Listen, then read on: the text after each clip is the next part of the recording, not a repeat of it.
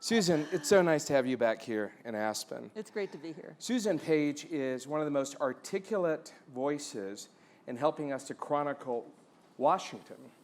You've covered 6 White Houses, 10 presidential campaigns, Yep. even the most recent one. Yes. That's your next book, I hope. Yeah. And now she's given us this beautiful book, and it's a beautiful portrait of an extraordinary woman.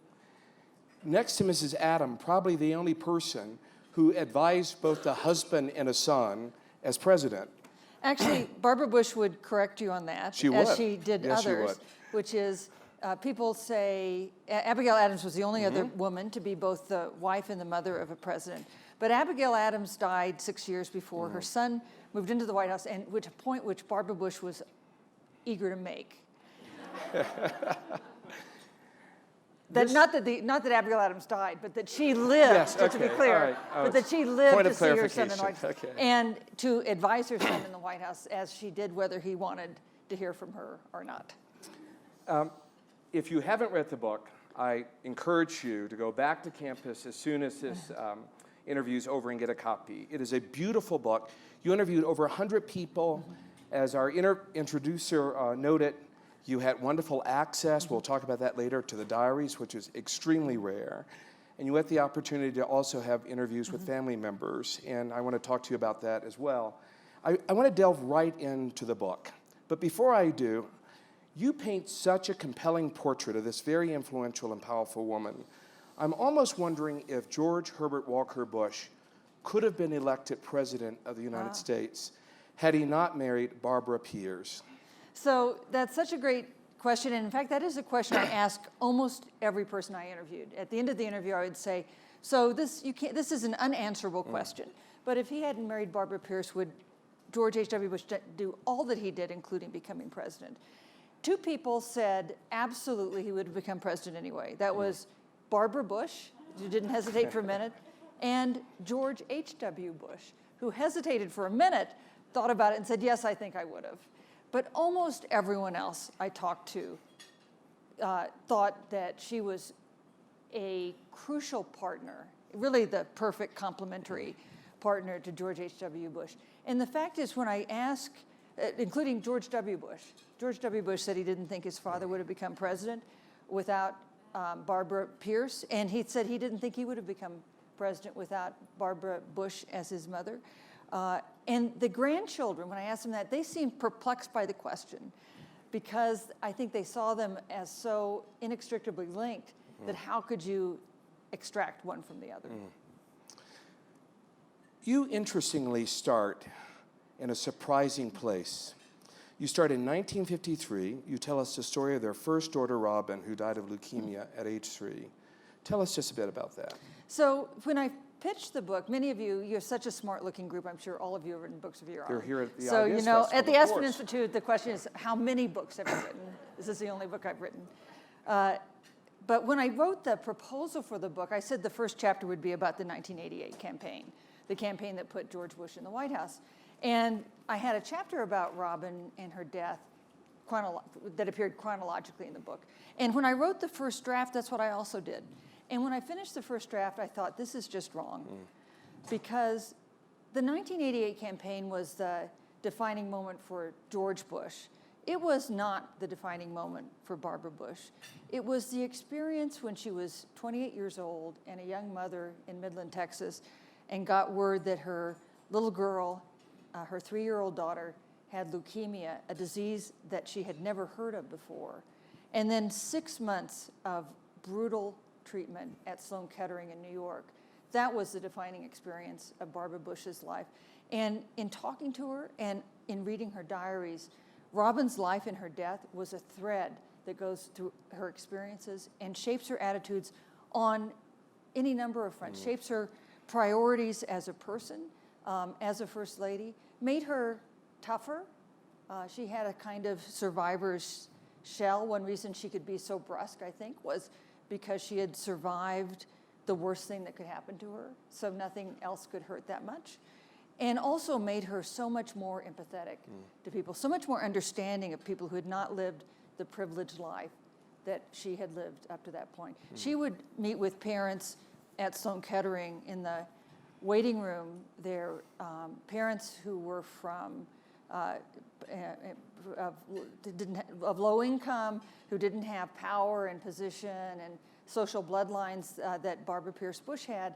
But when they were in that waiting room, they were equal. They were in the same boat. There was nothing any of them could do to change and save their children, and that affected her forever. You know, the Barbara Bush that we know is really a woman of steel. Yes. Steel and velvet, but more steel. And what you have done here is to capture a Barbara Bush that is a lot more vulnerable than the Barbara Bush that I ever knew or appreciated. Yeah. In the 1970s, her husband goes off to the CIA. They have a wonderful interwoven relationship. They talk all the time. They share everything. And then all of a sudden, she starts suffering from depression. Could you tell us a bit about that? They come back from China. He goes to the CIA. He can't talk to her about what he's doing because, as she said, I could never keep a secret. She's got an empty nest. Her kids are away at school or had started their own lives. She was going through menopause. She thinks that might have been a factor. She felt dissed by the women's movement. She thought young women of the day did not respect the life choices she had made. And she not only became depressed, she became suicidal. She told me in the interviews that she would find herself driving down the road in Washington and have an impulse to steer her car into a tree or to steer her car into the path of an oncoming car. And she would have to pull off to the side of the road and stop and wait for the impulse to pass before she could drive on. Almost no one knew about this. Her husband knew. She didn't tell her doctor. Her children didn't know. When I talked to her brother, her younger brother, Scott, with whom she's very close, I said, you know, she had this period of depression. And he said, well, it wasn't that serious. No, even after all these years, it was at such odds with the image she projected of being so strong and stoic that he refused to believe how serious it was. She eventually came out of it. She said after about 6 months, she started to feel better. She's not sure why, what factors went into her feeling better about herself and her life. She did tell me one thing that she did during this period. She started to, ever since Robin's death, she had volunteered off and on at hospitals with adult patients, not with kids. And she said she went and volunteered at what was then called the Washington Home for Incurables, which is an unfortunate name that's now been changed to the Washington Hospice, and that made her feel better. So maybe a little bit of a lesson there that if you hit a rough patch, sometimes if you try to help somebody who's in a rougher patch, it can help you too. We learned so much about her through her diaries. I want you to tell us a bit about the diary entry in which she speaks about her moral struggle with abortion and how she tried to reconcile that as a woman, but as a Republican at that, being married to a politician. So if I can I tell the story about how I got access to the diaries? Yeah. Okay, because that will lead into this. So first time in a move that was either brilliant or stupid, I signed a contract to write this biography without talking to Barbara Bush. So you want to vote on whether that was a smart thing to do. But here was my reasoning. My reasoning was, if she said no, maybe I would be too cowardly to go ahead and do it. And if she said yes, maybe she would think she would have something to say. She'd have some control over what I wrote. And I didn't want to write an authorized biography, although I was very grateful for the cooperation I got. I wanted to write a work of journalism.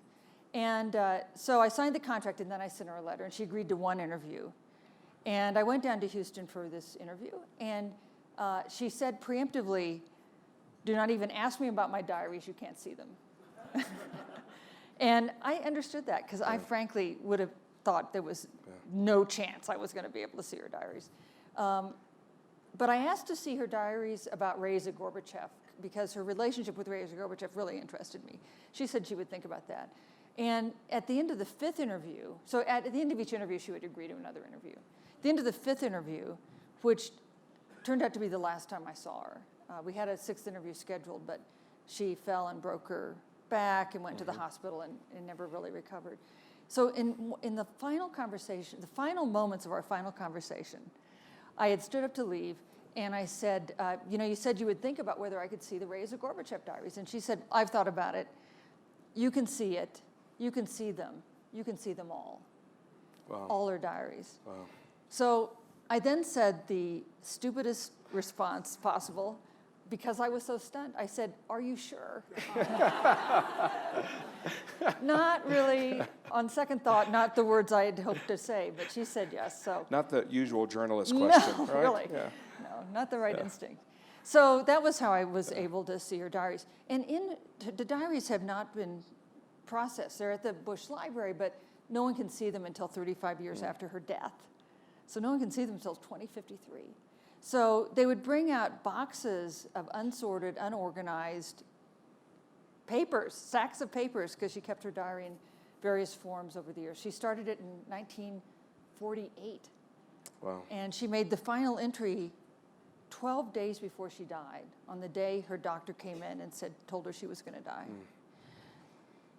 And the thing that you're talking about, so this treasure trove. So I'm going through the diary that she kept during the 1980 campaign, during the first time George Bush ran for president. And this was not actually a diary entry, but tucked into this diary was a 4-page letter she had written to herself. And it was headlined, it was just handwritten out on unmarked stationery, thoughts about abortion. She knew that she was going to be asked about abortion during the campaign because it was an issue. And she wanted to think about what she was going to say. And in this letter, she tried to work through what she thought about abortion. And on this, as on so many things, she went back to Robin. And she wrote, I remember the moment that Robin was born, and I felt her soul in her body. And I remember the instant that Robin died, and I felt her soul leave her body. And if your soul enters your body the moment you are born, abortion is not murder. And it's not a presidential issue. It's an issue for mothers and fathers and doctors. And she said, therefore, I support abortion rights. She didn't call it abortion rights, but she said she thought abortion should be legal. And she said she supported funding for abortion because why should it be available to rich women and not to poor women? And that is the view she held on abortion for the rest of her life. When her husband went on the ticket with Reagan later that year in 1980, he promised to follow the Republican platform, which was opposed abortion rights. And at that point, she stopped answering the question. She stopped being willing to discuss abortion until he was out of the White House. And then in 1994, when she wrote her memoir, she once again talked about how she supported abortion rights. Would you say that she was a very progressive woman? I mean, Barbara Bush, white, silver-haired, beautiful pearls. Yeah. Fake pearls. Fake pearls, yes. A woman of one age, living in another age in many ways. How was she on women's issues? So when one of the interviews, I think of Barbara Bush as a feminist because she was smart, she was outspoken, she was self-confident in many ways. And so I tried in one interview to make her say she was a feminist.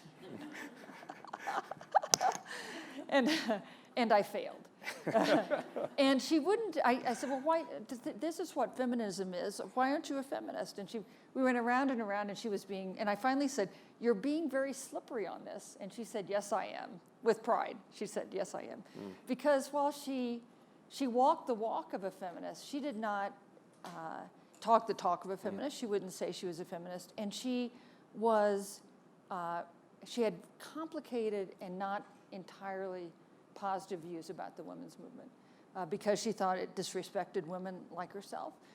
We were talking, Farrah and I were talking about the protest at the Wellesley commencement in 1990. In public she was very breezy about those protests, but in her diary she was very wounded and nervous and hurt.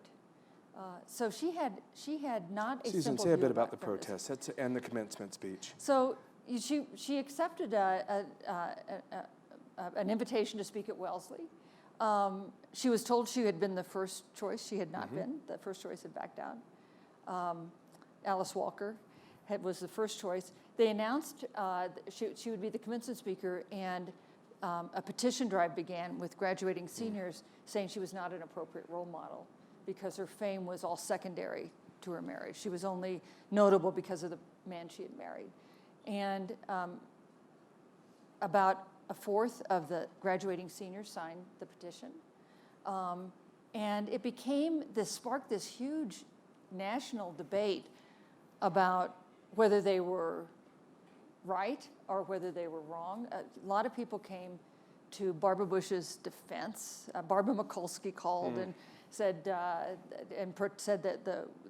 objected to the protest. Richard Nixon sent advice on how to handle them, if you can imagine.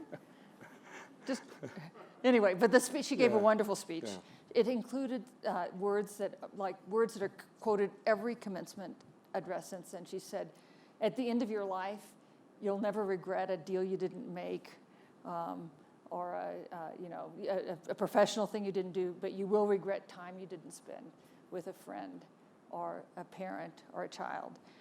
And those were powerful words then, and they are now. One last thing about Richard Nixon, since he weighed in on the whole Wellesley thing. So she didn't like Richard Nixon. She said, I know, it's a surprise. And you know this from the diaries. I know this because I said, "Did you like Richard Nixon?" She said, "No, I didn't like Richard Nixon." And she said she met him 1,000,000 times and he never could remember who she was. So she didn't like that. I know. Yeah. And then she asked, after I asked her if she liked Richard Nixon and she said no, she said to me, "Was Pat Nixon a drinker?" And I said, well, I didn't know Pat Nixon, but yes, she had a reputation of having a drinking problem. And Barbara Bush said, "Well, if I was married to Richard Nixon, I'd drink too." I don't know if I want to ask you what she wrote in her diaries about President Trump, but did she write about President Trump in her diaries? Yeah. Yes, she did. You sure you don't want to know? Yeah, I want to know. Yeah. No, they want to know. Yeah. Yeah. I'm just doing this for history. Okay. Well, it wasn't just when he became a presidential candidate. In 1990, in her diaries, she wrote about how that Donald Trump was a symbol of all the greed of the 1980s.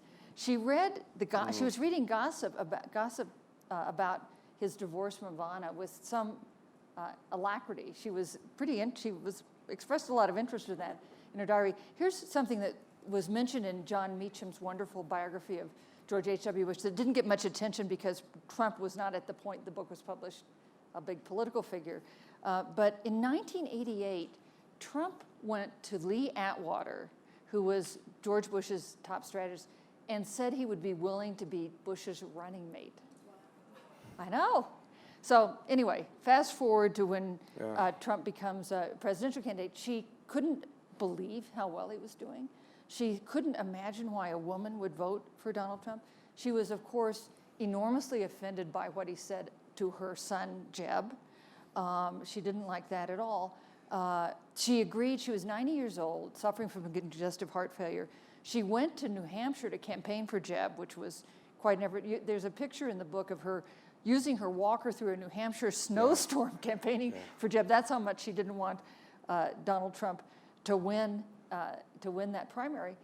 And then she blamed Donald Trump for her heart attack.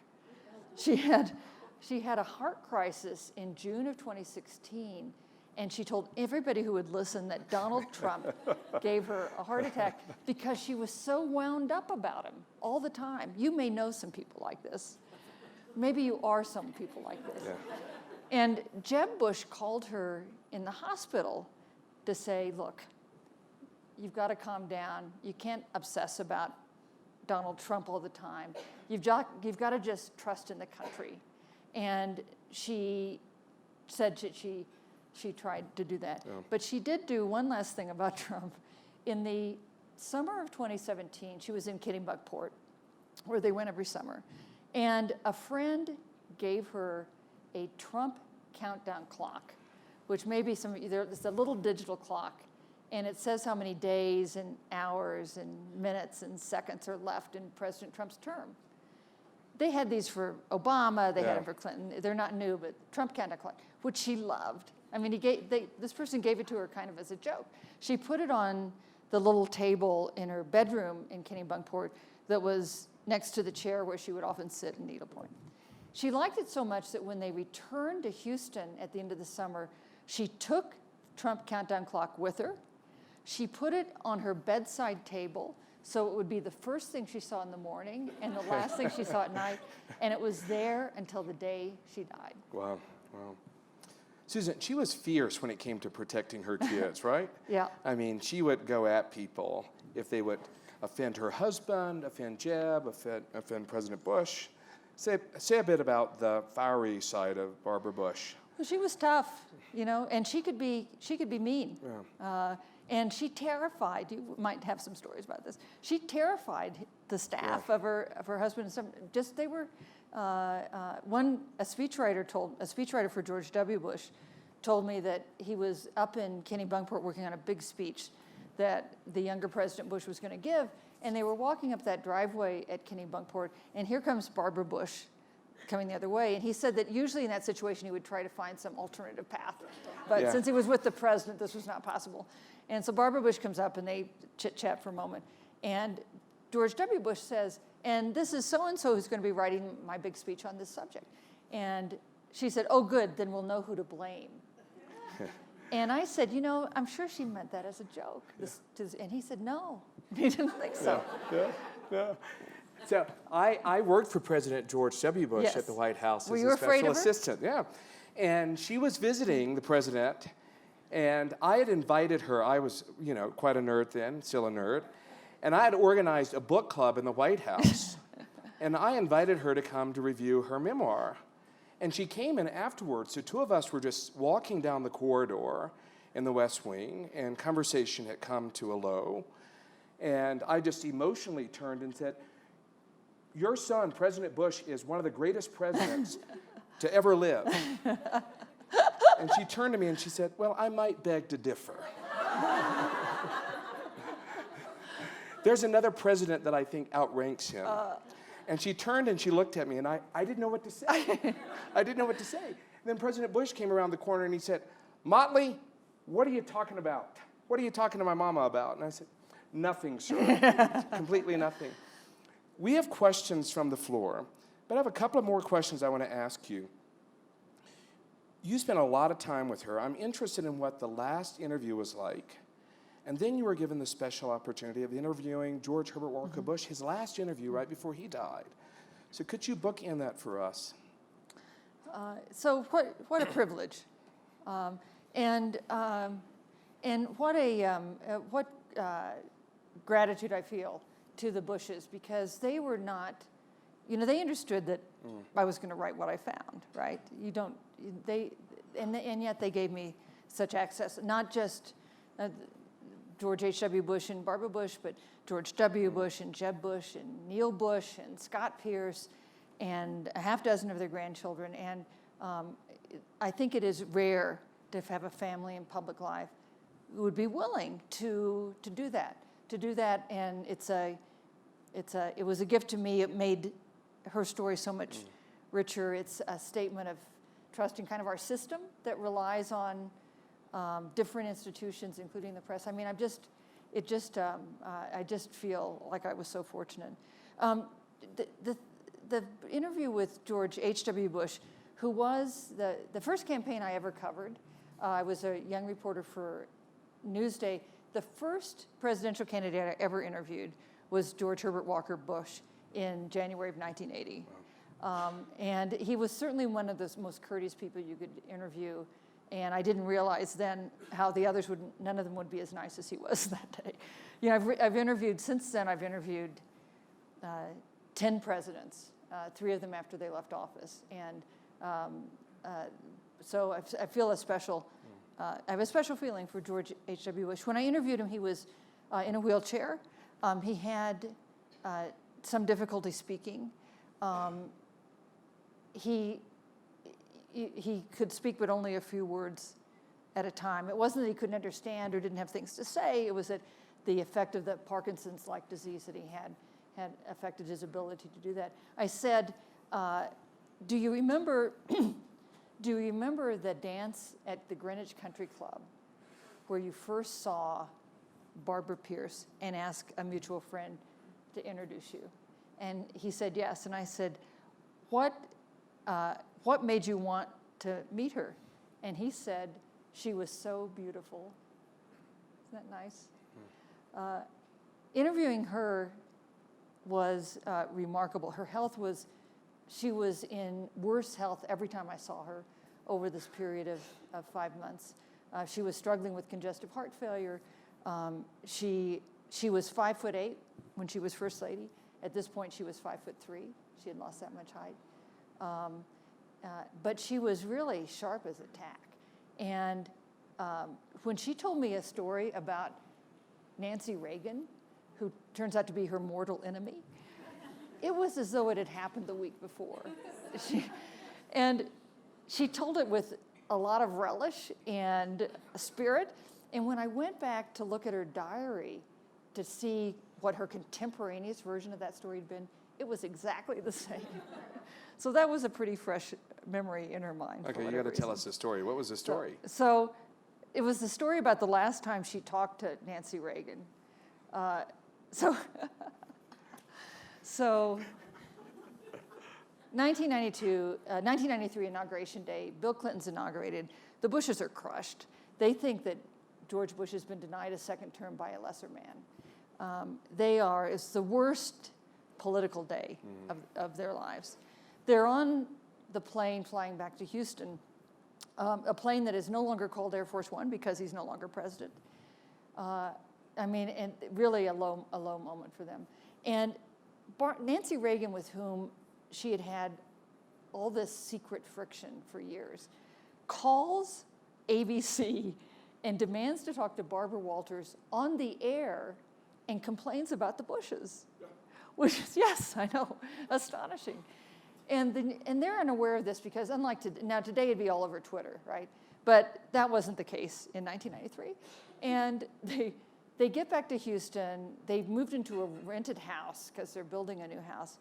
The next day in the New York Times writes a story about this weird interview that Nancy Reagan did complaining about the Bushes.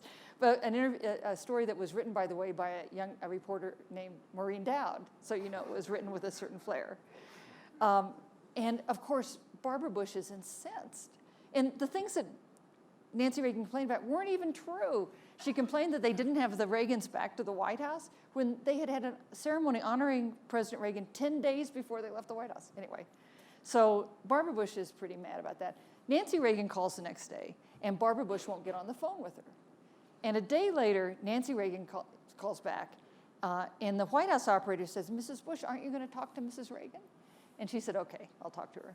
And so she gets on the phone. And now this is one of a series of calls in which Nancy Reagan would do something that offended Barbara Bush and then call to explain it away. So they had a long history with this kind of phone call. So Nancy Reagan gets on the phone and says, "I just wanted to explain about," and Barbara Bush had finally had enough and was out of the White House and said, "I don't want your explaining anymore. I have reporters on my doorstep asking about what you said." Now, this was, of course, a lie because there were no reporters there. No one really cared, right, about what Nancy Reagan had said about Barbara Bush, both ex-first ladies. But she knew that that would bother Nancy Reagan, so she told her that. And I know. And then she said, "I don't want you explaining things to me anymore. In fact, I never want to talk to you again." And then she said, "The other phone is ringing." Now, of course, there was no other phone. No other phone was ringing, and she hung up. Wow. And they never spoke again. They saw each other at the Nixon funeral, but they never had another conversation. So that is worth $32.50 for them. Yeah. I think that story alone. And what we know about that lesser man who became president of the United States, Bill Clinton, in many ways became another son of the family, right? And was beloved by President Bush as well as Barbara Bush, right? Well, beloved by George Bush. Okay. I think Barbara Bush was a harder sell for Bill Clinton. Bill Clinton, who I also interviewed for the book, and who was really incredibly perceptive about Barbara Bush, acknowledged that she was harder to win over. And she was finally won. For one thing, she said, "He cheats at golf." This seemed to be some kind of original sin to cheat at golf. she was finally won over by Bill Clinton because her husband liked him so much. And, they started that whole thing. George W. Bush and Neil Bush started the whole thing about calling Bill Clinton the brother by another mother. And I would just note that scenario would cast Barbara Bush as the stepmother. So she grew to like many things about Bill Clinton, but she was definitely, but beloved, I think, is probably maybe a step too strong. There's a wonderful story, loving but always tough. President Bush is visiting Kennebunkport. He goes for a run. He comes back in, and he puts his feet up on the coffee table. And she yells at him, right? And says, "Get your feet off of the coffee table." And President George Herbert Walker Bush turns and says, "Barb, don't you know that you're talking to the President of the United States?" And she goes, "He knows where his feet belong." They had such a great relationship. And, one reason is they were so much alike. George W. Bush looks like like his father, but he talks like his mother. Yeah. I think this is a great time to open the floor up for any questions. Yes. Thank you for this inspiring conversation. My question is maybe simple or too complicated. Analyzing and concluding her life, what would you suggest as her key values of life? What was the force which was pushing her and giving her strength to do what she was doing? Yeah, she was definitely a force. And, it was interesting in those final months of her life, she knew she was close to dying. The whole time I was interviewing her, there was no question that, she was approaching the end of her life. And she regretted nothing and feared nothing except leaving him behind. She worried, the only thing she expressed concern about was dying before her husband, because then he would be alone after this 73 years of marriage. And her devotion to him was one of the things that was fundamental to her. And it seems very traditional, right? It doesn't seem like a modern marriage in that way. Although, and at the beginning of their marriage, they had the most traditional of marriages. He came home, he was graduating from Yale and trying to figure out what to do with his life. He came home, and they had a little child. George W. was a baby. He came home one day and said that they were moving to Odessa, Texas. Not, should we move to Odessa, Texas, or what would you think about moving to Odessa, Texas, or is it okay with you if we move to Odessa, Texas? It was, hey, great news, we're moving to Odessa, Texas. And she said, I've always wanted to live in Odessa, which no one has ever said, ever. And later in their life, they had much more of an equal partnership. She was much more an advisor, a voice he trusted on everything, on campaign strategy, on handling Mikhail Gorbachev, on going to war in the First Persian Gulf War. So they became a more modern marriage, but with this, I think, he was a big motivator for her because she adored him. Yes, sir.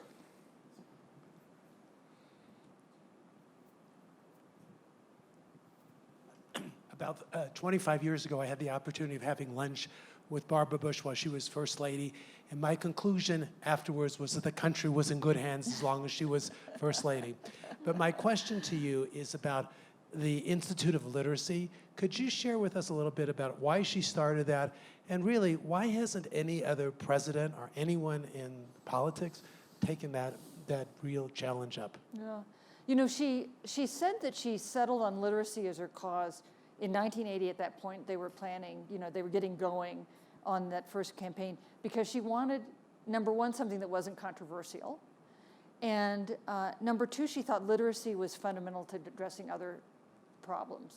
As she would say, if you can't read, you can't have a job, right? So many other things flow from being literate. And it was one of the things I thought was admirable about, even though she wanted to take a cause that wouldn't create any political complications for her husband, was that her cause was not literacy for little children, for cute little children who were in the kindergarten or first grade. Her cause was adult illiteracy. And who are adult illiterates in this country? They're immigrants, they're people in jail, they're homeless people. These are adults for whom, one reason or another, they have lost. The opportunity to learn to read seems to have passed them by. So it was not the kind of sympathetic, cute side of literacy. She went everywhere in doing events for literacy, especially when she was second lady. She did a lot when she was first lady too, but as second lady, she'd do all these community events that got almost no attention, but except in the community where she was. And she went to homeless shelters and jails and poverty centers and elsewhere to promote the cause of literacy. I don't know why no one's, and you know, one other thing that she did was she maintained this as a cause for the rest of her life. So it wasn't like, as she would note, Nancy Reagan dropped just say no as soon as she was out of the White House, Barbara Bush would note. But she kept up with literacy forever. And it's a cause that her children have taken up now. There are now Barbara Bush Foundation for Family Literacy, and Jeb has one in Florida, and Neil has one in Texas, and Doro has one in Washington. Why others haven't picked it up, I don't know. They have their own causes, maybe. Or maybe they feel it's so identified with her that it wouldn't be fully their own. Do you have a theory on why?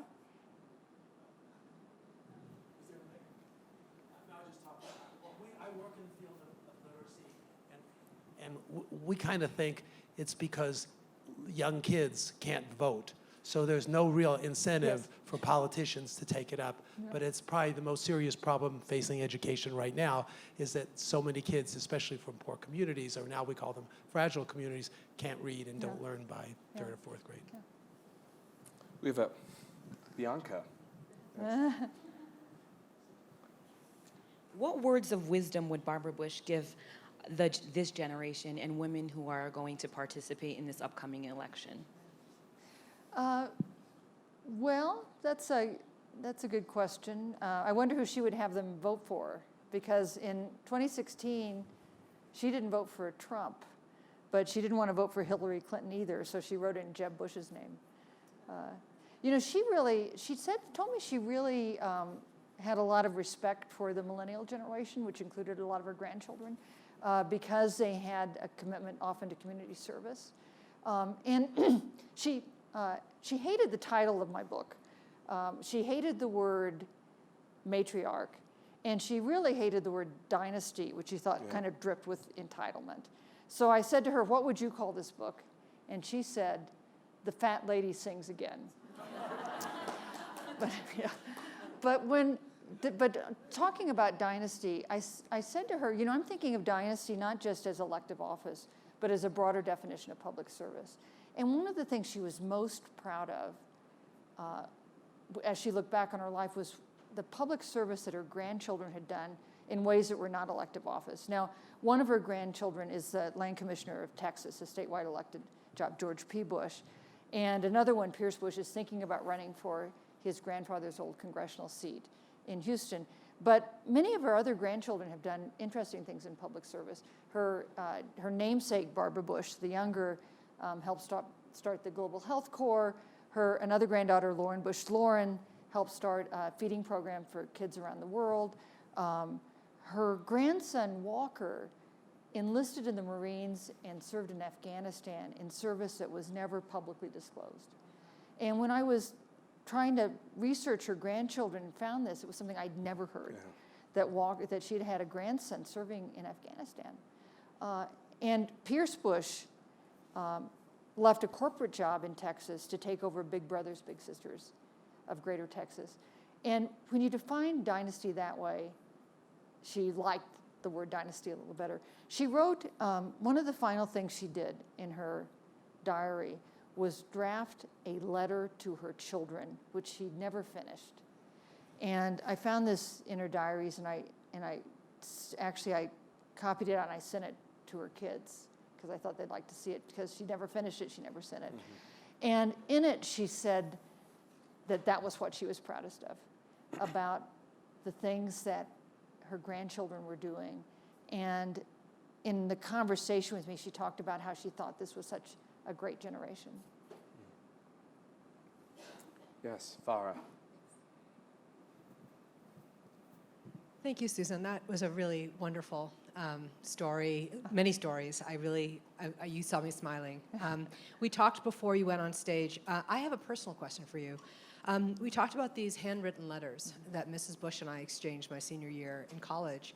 And I'm going to give all my stuff to Smith for their archive. But in hearing you talk about your research for this book, I wonder what you would recommend I do with those letters. Oh, that's such an interesting question. So 2 good places they could go. Smith, that sounds like an appropriate place, or the Bush 41 Library, either one. You know, it was interesting. One of the questions that I had in starting this book was, would anyone care about a one-term first lady who had moved out of the White House a quarter century ago? And when I saw the outpouring with her passing, across the country, the emotion and respect that people had for her, I knew that the answer to that was going to be yes. So it seems to me either of those would be great places to put them. Hi, thank you. I work with an organization called Child U.S. Advocacy. So we do a lot of work on legislation, any legislation that protects children. And one that we're obviously working on right now is the crisis of child sexual abuse in this country and, quite frankly, all over the globe. And I work with a lot of survivors, and it sort of struck me when you spoke about Barbara and sort of that string that always goes back to that survivor mother who had to bury her daughter. And I see it a lot in survivors, this grit, this strength that always is, reaches back to that well of that tragedy or that pain. And I'm just wondering what it was that you saw that the characteristics that she allowed to, flourish because of that, deep tragedy and pain and suffering. One of she adopted literacy as her public cause because it wasn't controversial. She had a private cause too that was controversial at the time that she did a lot with that I think went right back to Robin's death. And that was AIDS, HIV/AIDS. It's easy to forget in 1989 when she became First Lady, how much stigma there was attached to people with HIV/AIDS. And the Reagan administration had done almost nothing on AIDS as the crisis got worse and worse. And one of the things she did during her first 100 days as First Lady was visit a place called Grandma's House in DC, which was a hospice for infants who had HIV/AIDS. And she didn't give us, they were surprised, the White House called and asked if she could come visit. This was not some big initiative on the part of Grandma's House, which had had a terrible time getting started. Even they had to buy a building because no one would rent them a building to be a hospice for infants with AIDS. And so she went there, and she didn't give a big speech. She didn't put out a press release. She didn't scold anybody. She didn't talk about what people had or had not done in the past. She just went there, and she brought reporters and photographers with her. And she went into this home, and there was a baby, Donovan, 6 months old, in his crib fussing. And she picked up Donovan and hugged him. And the AP photographer took a picture of it, and it went around the globe, and it had such impact. I don't know if you remember that. Mm-hmm. You're all really young, but if you remember this picture of her holding an AIDS baby next to her, hugging him, not wearing gloves, cheek to cheek, stroking his back, as though it was no big deal, sending the message, you could pick up a baby who had AIDS, you could hug a child who had AIDS, and you were not going to get AIDS. Mm. And she did something else on that visit that I thought was interesting. They had arranged for her to meet privately with a group of adults who had AIDS.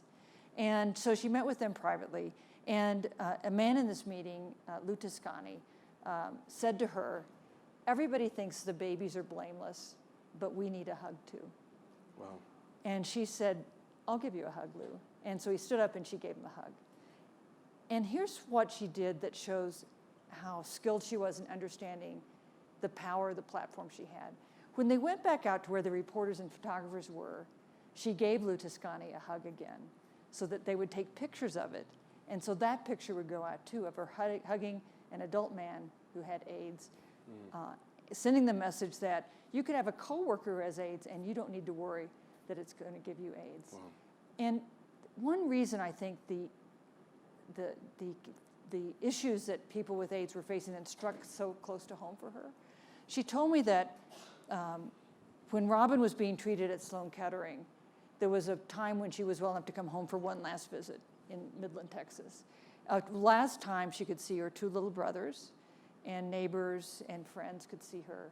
And they come back to Midland, and she said some of her best friends refused to visit because they thought they might catch leukemia.